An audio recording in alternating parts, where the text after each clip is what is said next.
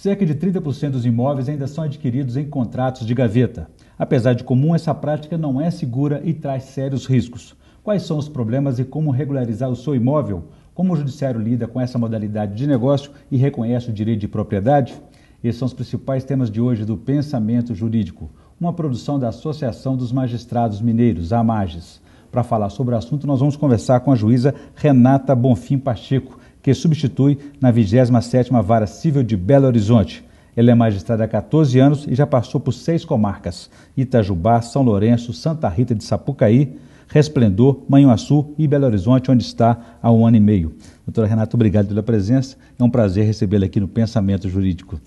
Obrigada a vocês, eu agradeço muito o convite, me sinto muito honrada de poder auxiliar o telespectador nessa explicação. Prazer aqui é nosso. Nós teremos ainda 2 quadros, o Pensamento Universitário, em que estudantes de Faculdade de Direito, hoje da Faculdade de Saúde e Ecologia Humana de Vespasiano, a FASE, me ajudarão a entrevistá-la. E no terceiro bloco teremos o quadro Pensamento Literário, em que a senhora fará indicações de leitura para os nossos telespectadores. Gostaria de lembrar também aos nossos telespectadores que todos podem ainda participar do nosso sorteio dos 4 livros gentilmente cedidos pela editora Del Rey, nessa fase que estamos comemorando aí a marca de 500 programas do Pensamento Jurídico. Você pode escrever até o dia 20 de outubro e dizer na sua mensagem qual foi o tema que você mais gostou, mais se interessou aqui no Pensamento Jurídico. Doutora Renata, então, nosso assunto aqui hoje é o contrato de gaveta, que parece que não existe mais, mas o que são esses contratos de gaveta e o que leva as pessoas a fazer isso? Olha, realmente, no mundo jurídico, eu não consigo vislumbrar a figura do contrato de gaveta. Se isso foi uma praxe comum entre os cidadãos brasileiros, digamos, até a década de 70 ou 80, ela está se tornando cada vez menos comum, até mesmo porque as pessoas já estão atentas aos seus direitos. Elas sabem que um contrato de gaveta, que significa algo que está escondido, se está na gaveta porque está escondido, não tem valor no mundo jurídico. E hoje, o cidadão brasileiro ele tem acesso às informações, seja através do PROCON, seja através dos órgãos de defesa do consumidor, seja através das defensorias públicas, que são muito atuantes, ótimos defensores. Eu acho muito difícil uma pessoa hoje adquirir um imóvel, que normalmente são valores mais elevados, através de um contrato que não tem valor no mundo jurídico. Até porque traz muitos riscos para quem o compra e até para quem vende também. Quais são esses riscos para o comprador?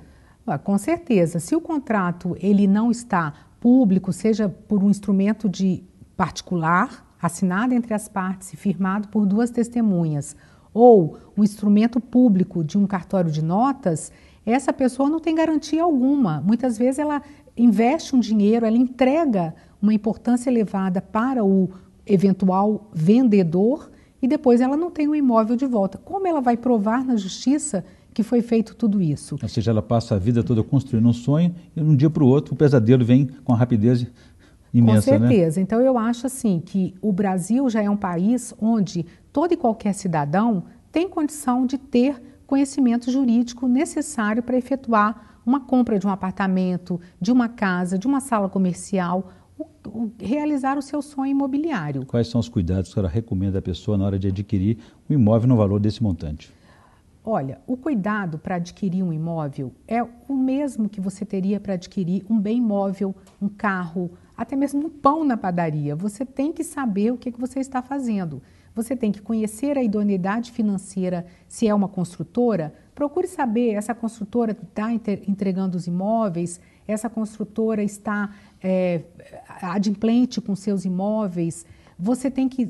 Não conheço a leitura jurídica, não conheço o linguajar jurídico, procura um advogado da minha confiança, procura a defensoria pública, leia o contrato com antecedência, procuro me informar quais são os meus encargos, quais são os meus direitos, quais são os meus deveres, o que a outra parte tem a me oferecer.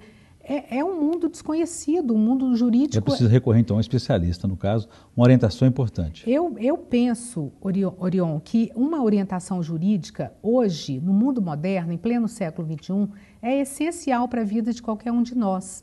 Nós mesmos, operadores do direito, nos deparamos todos os dias com cláusulas, com contratos, com situações financeiras, principalmente na área imobiliária, que nos levam à pesquisa, que nos levam ao estudo.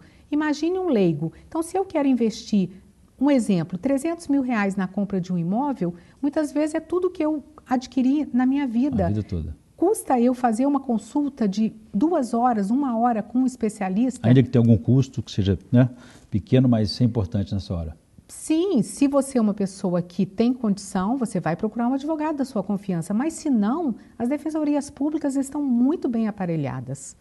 Insistindo na questão dos riscos aí, uma pessoa que compra um imóvel nessa condição, ela pode perdê-lo caso até mesmo o vendedor faça uma nova venda, ou se ele venha a falecer, por exemplo, isso pode virar uma herança da família dele, e se ele tiver dívidas também, não é assim? Com certeza, e esse contrato não vai trazer nenhuma garantia para essa pessoa, levando ao que você falou, a compra e venda de um imóvel para 2 ou 3 ou mais pessoas, todas elas vão litigar na justiça, um processo desse não demora menos do que 5, 6 anos ou até mais, ainda existe a questão de eventuais herdeiros, sucessores, ou seja, é uma total insegurança jurídica. E para o vendedor também não é um bom negócio, porque as taxas tipo condomínio e outros impostos ficam no nome dele. Sim. Sempre que você está vendendo um imóvel, enquanto essa venda não se concretizar definitivamente através da lavratura da escritura de compra e venda no cartório de registro de imóveis, o responsável pelos encargos do imóvel é sempre o atual proprietário. Muito bem.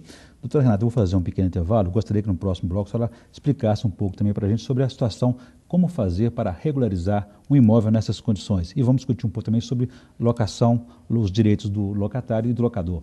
A gente volta em instantes.